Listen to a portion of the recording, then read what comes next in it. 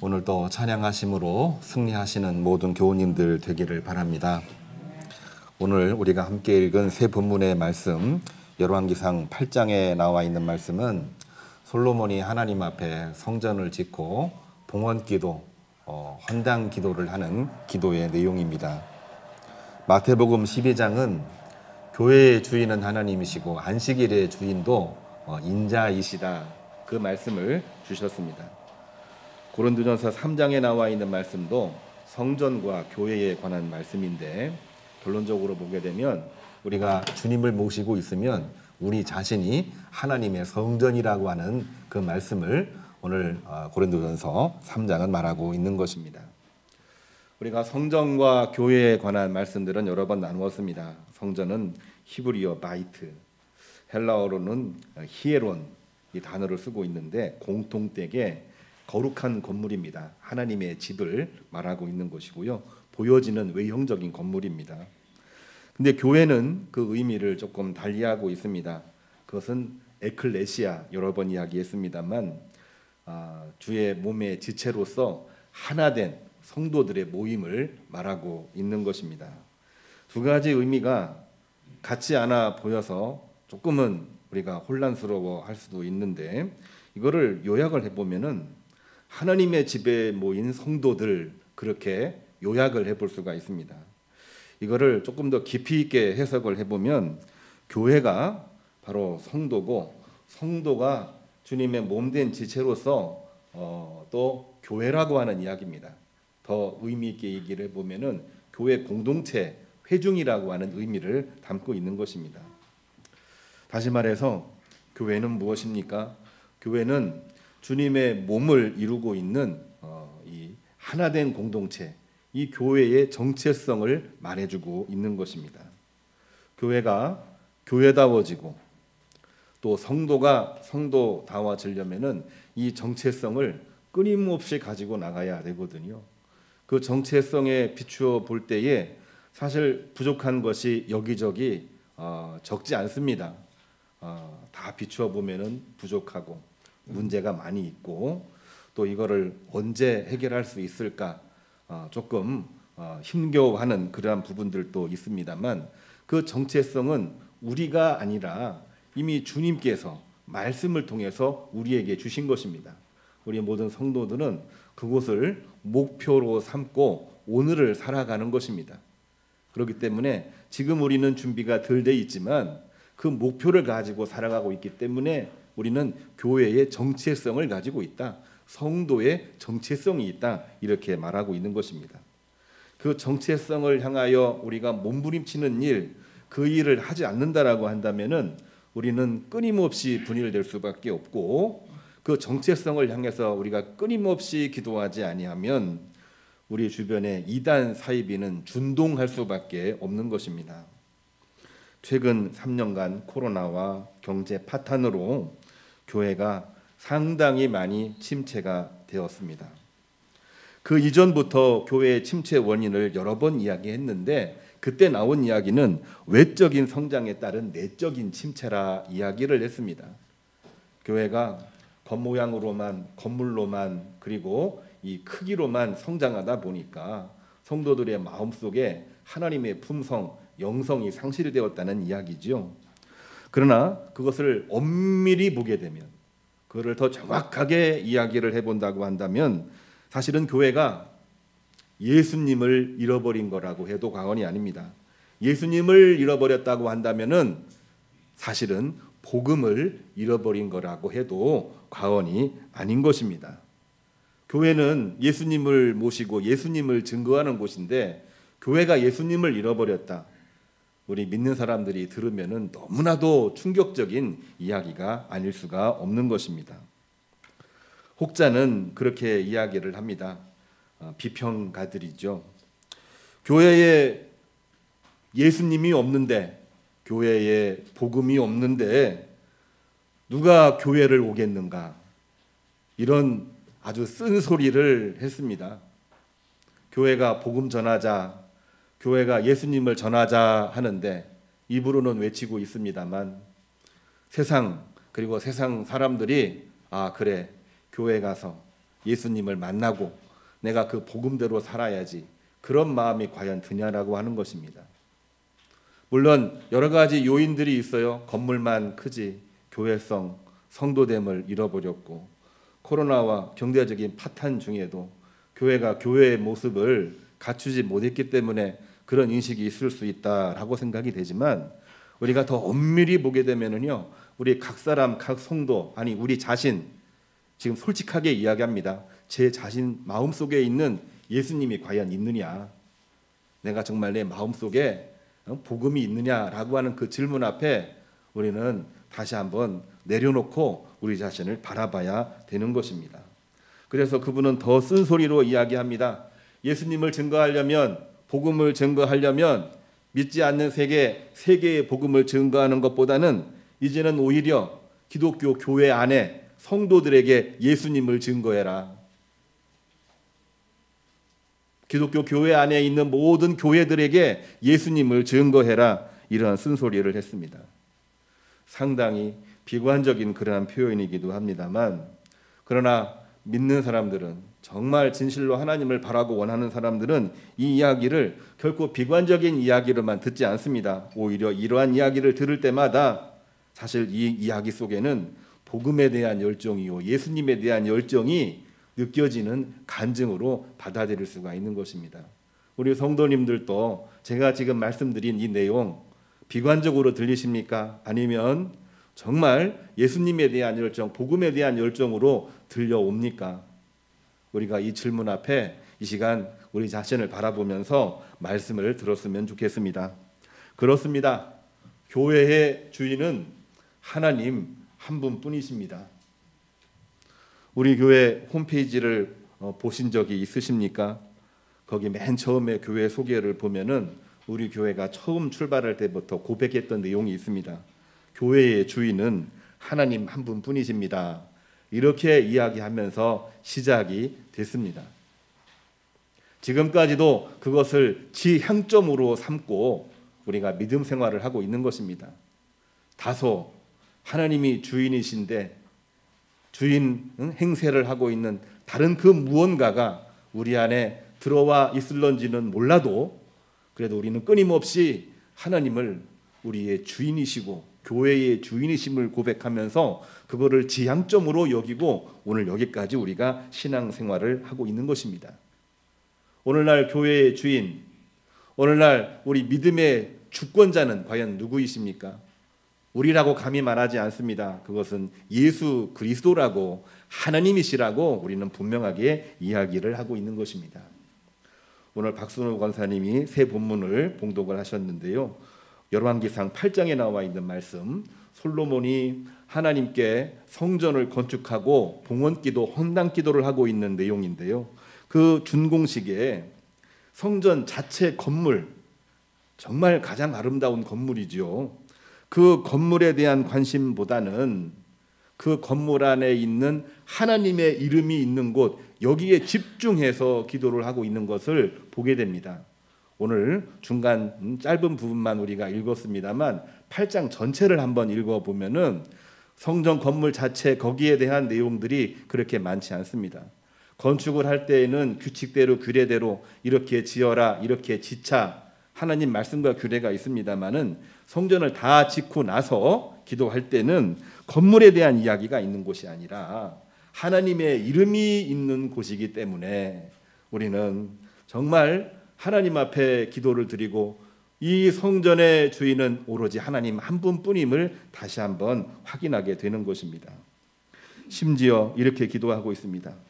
적대국에 의해서 성전이 파괴되고 이스라엘 백성들이 포로로 끌려간다고 할지라도, 이 말씀은 아무리 아름답게 지어진 성전 건물이라고 할지라도 적국에 의해서 나라를 빼앗기게 되면 나라가 망하는데 나라의 핵심과 상징인 성전이 온전할 수가 있겠습니까? 실제로 남유다 바벨론에 의해서 완전히 패망당했을 때 성전은 완전히 잿더미가 되었다. 이게 바로 성경의 기록입니다. 하나님의 성전이 잿더미가 되었다. 이 엄청난 충격이 이스라엘 백성들에게는 가장 큰 영적인 이 충격이 되어버렸던 것이지요. 근데 솔로몬은 그 이전부터, 아니 성전을 지은 그 순간부터 하나님 앞에 기도를 합니다. 끌려간다고 할지라도 이곳은 건물이 아니라 하나님의 이름이 있는 곳이기 때문에 이 성전 터를 향하여 기도할 때 하늘에서 들으시고 우리의 모든 죄과를 하나님 용서해 주십시오. 그렇습니다. 교회 건물 우리가 너무나도 중요하게 여깁니다. 그것이 크고 멋있는 것이라고 할지라도, 아니 작은 어떤 교회 모습이라고 할지라도 그 자체는 매우 거룩한 것입니다. 그것이 거룩해질 수밖에 없는 그 이유는 바로 그 안에 하나님의 이름이 있기 때문이라고 말하고 있는 것입니다. 34절을 보면은 포로 귀환 후에 성전이 지어졌나요? 지타가 중단이 됐고 여전히 이 건축 자재가 여기저기 너저분하게 있고 사람들 마음은 이견에 의해서 사분오열되어 있는 그러한 가운데에도 이 성전 터를 향하여 하나님 앞에 기도할 때에 하나님 기도 들으시고 우리 죄를 사하여 주옵소서. 35절을 보면은 범죄의 심판 후에도 죄를 짓고 우리가 하나님의 심판으로 땅에 떨어져 있다고 할지라도 이 성전 터를 향하여 하나님의 이름이 있는 곳 이곳을 향하여 기도할 때에 하나님 저희를 사하여 주옵소서. 37절을 보면은 전염병과 재앙 중에도 코로나와 관련된 말씀이기도 합니다. 그때라도 이 성전 터를 향하여 기도할 때 43절을 보면은 이스라엘뿐만이 아니라 이방인이라고 할지라도 46절은 죄인이라고 할지라도 이곳을 향하여 기도할 때에 하나님 우리를 받아 주옵소서. 성전 봉헌식에 솔로몬이 하나님 앞에 드렸던 기도의 내용입니다. 성전 건물 짓는 것을 가장 중요하게 여겼던 솔로몬이기도 했지만 솔로몬은 건물도 중요하지만 더 중요한 것은 그 안에 있는 여호와 하나님이었다라고 하는 것이죠. 우리 교회에 과연 하나님이 있는 걸까요? 우리 마음속에 과연 복음이 있는 걸까요? 우리 마음속에 과연 하나님이 있고 복음이 있다라고 말할 수가 있는 걸까요? 이것이 온전하게 되지 않으면은 교회를 이룰 수가 없고 성전 건축도 할 수가 없는 것입니다. 하나님의 이름을 감히 부를 수 없어서 오늘 성경 말씀은 하나님의 이름을 적시하지 아니하고 하나님의 이름이 있는 곳이라고 이야기를 했습니다. 그곳은 하나님이 계신 곳이기 때문에 그런 것입니다. 사도 바울도 오늘 세 번째로 읽은 말씀인데요. 3장 11절을 보면은 교회 터가 어디냐, 우리가 땅 이야기하고 터를 이야기하고 있는데 터를 어느 지명, 어느 행정적인 어떤 장소를 말하고 있는 것이 아니고 우리의 교회 터는 예수 그리스도이시다 분명하게 말하고 있습니다. 우리 마음속에 복음이 있고 예수님이 살아 있을 때 그때의 교회가 시작이 되는 것이고 그때의 교회가 온전하게 이루어지는 것입니다. 16절을 보면은 성도 여러분들은 그렇기 때문에 바로 여러분들이 하나님의 성전입니다. 성전이므로 여러분들 거룩하게 살아야 됩니다. 구별되게 살아야 됩니다. 세상 사람들이 하는 말, 세상 사람들이 하는 모든 행위 그거를 따르지 아니하고 하나님을 바라보며 오늘 또 거룩하게 구별된 삶을 살아가라 그렇게 권면을 하고 있는 것입니다. 사도 바울이 그 정도 얘기했습니다만 주님은 뭐라고 얘기하셨을까요? 마태복음 12장 8절을 보게 되면 성전의 기득권을 등에 업고 주님을 공격하고 있는 바리새인들을 향하여 하시는 말씀이 오늘 주님의 말씀입니다. 여러 가지 율법적인 조항을 들어서 예수님의 제자들이 안식일에 보리반 밀을 먹은 거에 대해서 꼬투리를 잡았습니다. 물론 율법 조항으로 보게 되면은 그것이 잘한 거라고는 볼 수가 없지요. 지켜주는 게 당연히 맞는 거지요. 그런데 예수님은 거기에 대해서 분명하게 단호하게 이야기를 하고 계십니다. 이 성전보다 더 크신 이가 여기 있느니라. 그가 바로 인자이니 인자가 바로 안식일의 주인이니라. 이렇게 말씀을 하셨습니다. 오늘날 우리 교회도 많은 질서가 요구가 됩니다. 질서가 없이는 붕괴되기 때문에 그렇습니다. 그리고 그것을 우리는 합의에 의해서 또한 협력에 의해서 만들어가는 것이 중요합니다. 그렇지만 그것보다 더 중요한 것이 과연 뭘까요? 그것은 하나님, 예수님, 성령님이십니다. 교회의 주인도 하나님이시고 교회의 기둥도 하나님이시고 교회의 뿌리도 하나님이신 것을 우리가 알고 나갈 때에 그때에 비로소 교회가 온전하게 이루어지는 것입니다. 분명히 교회의 주인은 주님이신데 우리가 지난 교회 역사, 한국 역사를 바라보게 되면 이런 이야기를 많이 들은 적이 있습니다. 목회자가 전임을 해서, 장로교는 장로들이 전임을 해서, 또한 유력한 성도가 힘을 발휘해서 주인 행사하기를 하기도 했다는 그러한 이야기입니다. 그 교회들이 전부 다 어떻게 되었을까요? 다 깨졌습니다. 지금도 깨지고 있는 중입니다. 앞으로도 깨질 것이고 완전히 아무것도 남지 않을 것입니다. 또 그렇게 생각을 하기도 했습니다. 아, 그렇구나. 힘 있는 자에 의해서 움직이는 것이구나. 그러나 생각 또한 역시 허탄한 신화에 불과하다는 것을 우리는 확인하게 되는 것입니다.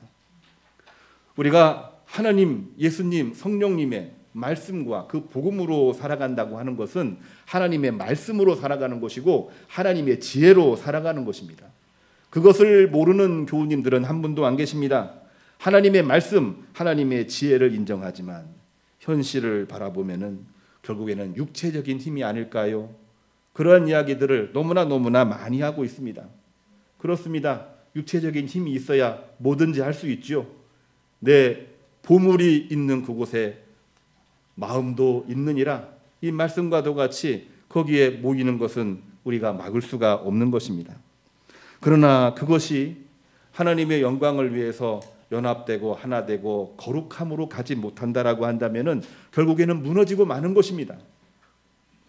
그것이 정말 하나님의 영광을 위한 일이고 그것이 하나님 영광을 위해서 서로 결집되고 성별해진다라고 한다면은 그거는 번성번창 생육으로 가는 것입니다. 우리가 하나님의 성전이라고 하는 것을 우리가 분명하게 기억을 하고 있다라고 한다면은 우리는 하나님 앞에 서 있다고 하는 거룩함, 하나님 앞에서 나는 아무것도 아니라고 하는 생각으로 우리 성도와 연합하는 것은 그야말로 하나됨이라고 하는 아주 중요한 주제가 성립이 되는 것입니다. 오늘 말씀의 내용이 우리 목장 예배 교환에 그대로 들어 있습니다. 목장 모임 꼭 하시기를 바랍니다.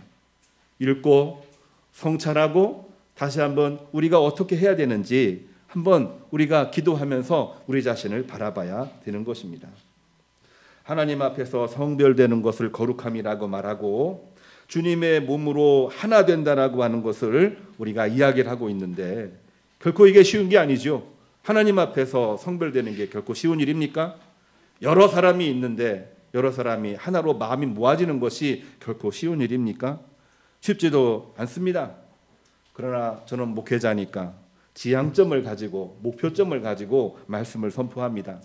쉽지도 않지만 결코 어려운 것도 아니라고 하는 것을 저는 증거하고 싶습니다. 이것이 바로 복음이고 이것이 바로 예수님입니다. 덴마크의 종교 사상가, 목회자는 아닙니다. 그리고 철학으로 말하면 실존주의자 키에르케고르, 아마 가끔씩 들어봤을 이름이라고 생각이 됩니다. 그분이 쓴 책에서 이 죽음에 이르는 병이라고 하는 책이 있는데요. 죽음이란 과연 뭐냐? 끝나는 것이다 라고 이렇게 이야기를 하고 있는데 우리 믿는 사람들은 죽음을 끝이라고 보지 않지요. 죽음은 어디로 향하는 겁니까? 하늘나라로 향하는 것이라고 말합니다. 그게 우리의 믿음이거든요. 키에르케고르는 뭐라고 얘기했냐면은 죽음은 우리를 죽이는 병이 아니라 우리를 살리는 병이라고 역설적으로 이야기를 했습니다. 오늘날 우리들에게 절망이 가득합니다. 기도할 때마다 탄식의 소리가 가득합니다. 내 좌우를 봐도 나라를 봐도 세계를 봐도 사실 탄식의 소리가 끊임없이 나올 수밖에 없는 그러한 곳입니다. 그런데 키에르케고르의 입장에 의하면은 절망은 우리를 패망케 하는 것이 아니라 우리를 구원으로 인도할 것이다. 이렇게 말하고 있는 것입니다. 그 이유가 뭐냐? 키에르케고르는 분명하게 밝히고 있습니다. 종교 사상가입니다. 인간은 절망 중에도 반드시 머릿속에 미래를 대망하고 있고 현재를 재구성하고 있는 실존이 존재한다고 이야기하는 것입니다. 미래를 대망하면서 현재를 바꾸어가는 그 실존, 그래서 실존주의자라고 이야기를 합니다. 그 실존에 뭐가 있느냐? 이 키에르케고르는 다른 실존주의자와는 달리 그 안에 하나님의 복음이 있다라고 표현을 하고 있는 것입니다. 칼 바르트라고 하는 신학자를 비롯해서 수많은 신학자들의 영향을 받기 때문에 그렇다라고도 말할 수가 있겠습니다만, 우리가 절망 중에도 우리 마음속에 하나님의 실존, 우리 신앙의 현존, 믿음의 현존이 있다라고 한다면은, 그것이 있다라고 한다면은 우리 마음속에 하나님이 실존하는 것입니다. 하나님의 실존이 존재하고 있는 것입니다. 그리고 그 앞에서 내가 아무것도 아님을 말할 수 있을 때, 그때에서 비로소 우리는 하나님의 동역자가 될 수 있다라고 말하고 있습니다. 바로 그러한 때 나는 예배자가 될 수가 있고, 그러할 때 나는 교회의 일원이 될 수 있다. 종교 사상가였던 키에르케고르에 의해서 우리에게 들려진 메시지이기도 했습니다. 이 말씀이 목회자도 아닌데 무슨 이야기를 하느냐라고 이렇게 반문을 할 수도 있겠습니다만은, 이 말씀은 예수님 말씀입니다. 크리스찬은 의롭게 살려고 하기 때문에 의를 가지고 있습니다. 그러나 그 의를 거룩함의 길이라고 말하지 않습니다. 내가 아무것도 아닐 때, 내가 거룩하지 못합니다 라고 말할 때에 그때 거룩하게 되는 것입니다. 내가 옳다고 생각하는 것을 하나님 앞에 내려놓고 내가 죄인임을 고백하지 아니하면 우리는 거룩하게 되거나 성별될 수가 없는 것입니다. 크리스찬은 나만의 헌신과 열정을 하나됨의 길이라고 말하지 않습니다. 상대의 마음을 끌어안을 때 하나가 될 수가 있는 것입니다. 세상 논리로는 하나가 될 수가 없어요. 여야가 하나가 됩니까? 신구 세대가 하나가 됩니까?